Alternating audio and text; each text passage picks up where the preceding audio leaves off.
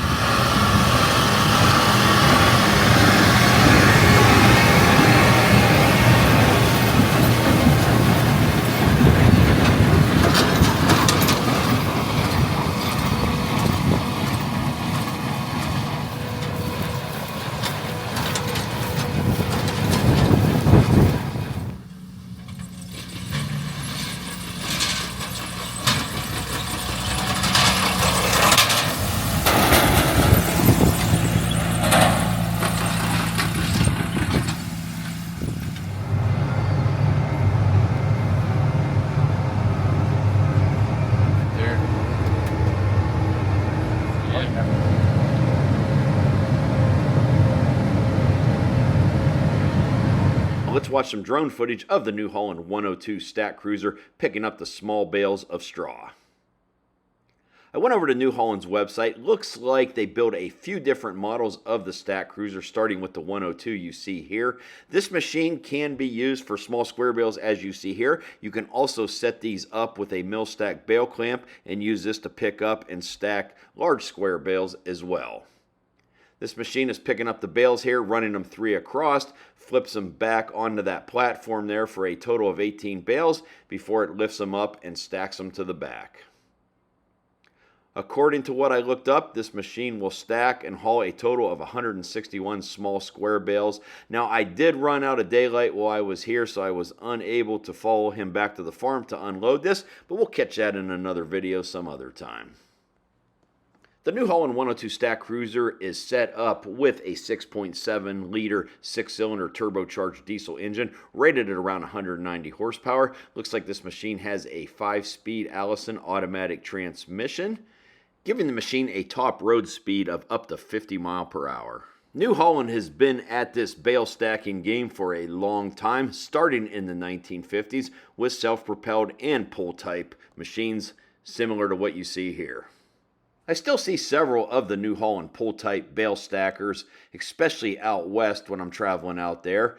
It's been quite a few years when I had one on a YouTube video, but hey, if you're still running one, reach out to me. I would love to get video of another pull-type one, even a self-propelled. Comment below, let me know. And here for the camera, he'll do a little zigzag and showing off his skills, grabbing bales from both sides as they dropped off the baler.